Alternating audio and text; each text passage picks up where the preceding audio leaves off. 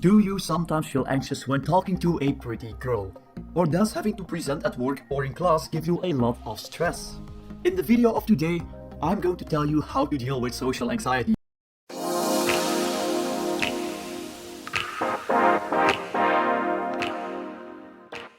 But before we start, I have a really big announcement to make. I officially launched the 𝙏𝙊𝘿𝘼 website. That being said, welcome to 𝙏𝙊𝘼. When you're invited to a party of a friend where you know no one, you might be a bit stressed. Because, well, you don't know anyone, you don't know what to expect, and you don't know what is going to happen. And this will give everyone a bit of stress and might make everyone a bit anxious. And some people handle this with a bit of shyness, other people are even becoming more extrovert. But over time, when you're at a party, the stress will fade away. And the more often you get into these new situations, the less stress you will get. However, some people already build up so much stress that they don't even go to the first party because they're so stressed and so anxious of what will happen. And this is called social anxiety.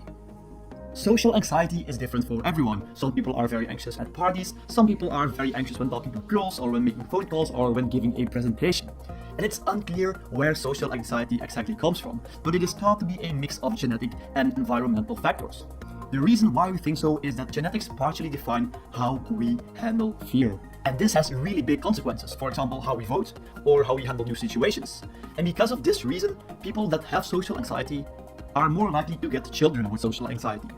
And it's not just because of the genetics, but also because children will unconsciously learn from their parents' anxious behavior. Obviously, this is not the only reason why you might have social anxiety. It can also be an early traumatic event or the parenting style of your parents or because you were raised in isolation. There are many events and factors that might have a stake in your social anxiety. But DSM-5, the 5th edition of the Diagnostic and Statistical Manual for Mental Disorders, the big book of the psychologists, defines social anxiety as the following. A persistent fear of one or more social or performance situations in which the person is exposed to unfamiliar people or to possible scrutiny by others. The individual fears that he or she will act in a way that will be embarrassing and humiliating. Exposure to the feared situation almost invariably provokes anxiety, which may take the form of a situationally bound or situationally predisposed panic attack. The person recognizes that this fear is unreasonable or excessive.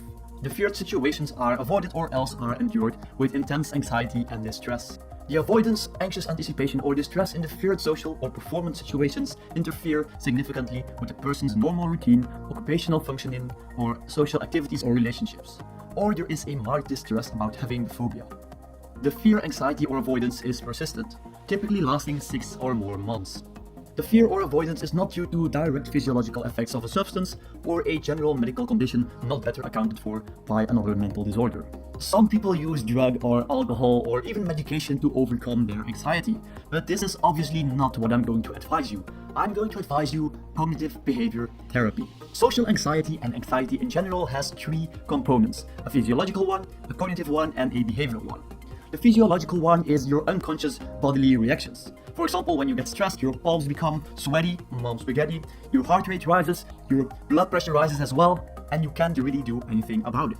The cognitive part is your thoughts, it's what you are thinking and what is in your mind. And the third part is obviously how you behave. The physiological part is, as I said, unconscious and therefore also pretty hard to change. So we will focus on the cognitive and the behavioral part. The first thing that you should do is try to catch your negative thoughts and try to rationalize them. For example, you're walking through the street, and as you walk past a group of people, you hear them laughing. And if you're uncertain, you might start to think that these people are laughing with you. Hold your negative thoughts and think about it.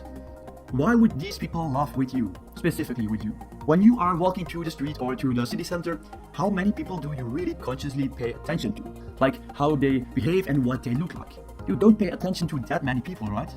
So why would those people really pay attention to you right there, right now? This is something about which I have made a movie before, and it's called the spotlight effect. And it states that because we don't know what other people are thinking, we automatically tend to think that they are thinking the same as what we are thinking. But this does also mean that when we feel uncertain about ourselves or about a certain aspect of ourselves, for example, about our appearance, we will also think that other people are thinking the same as us and seeing the same as us. Because people who are suffering from social anxiety are only focusing on what is going wrong and on their own negative thoughts, they are making their anxiety even worse. And don't just be like, oh, from now on, I'm only going to think positive, because this does not work. Try to stop your negative thoughts, catch them, rationalize them, and slowly, step by step, you will become more realistic and also more optimistic. To give you another example, people with social anxiety that have to present always rate themselves as doing worse than other people. However, when other people have to rate the person with social anxiety and people without social anxiety, they will not see any quality difference for the presentation. If you have been in a situation that made you anxious, you can also write a reflection about how you felt and why you think you felt this way. A reflection in which you try to rationalize your thoughts and in which you also focus on the positive things that happen. The behavioral part of the treatment comes down to this. When you are in a situation that makes you anxious, you will have certain kinds of safety behaviors. Safety behaviors are these little things that you do just to feel a bit safer, to distance yourself from the situation. For example, when you're talking to a cute girl, you might avoid making eye contact. Or when you're at a party and you want to say something, you say it so softly that no one really hears you because you don't want people to laugh at you. Try to identify these safety behaviors and try to avoid them when you come across this situation again. And the last part of the treatment is something called systematic graduated exposure. People always tell us to face our fears. However, what they always forget to say is that when you just dive in headfirst, you might make your anxiety even worse if you fail. So what I want you to do is to grab pen and paper and to write down all the situations that make you uncomfortable. And then you give them a rating from 0 to 10 to indicate how stressed these situations make you. With 0 being there's no stress at all and 10 being I'm so nervous that I am going to puke. After that, you just start with the easiest situation. This situation will be just the easiest to improve, and the confidence that you gain can be used in more difficult situations. So start with the easiest things like asking a stranger on the street for directions or making a phone call. And while you are doing so, try to rationalize your thoughts and don't forget to stop your safety behaviors.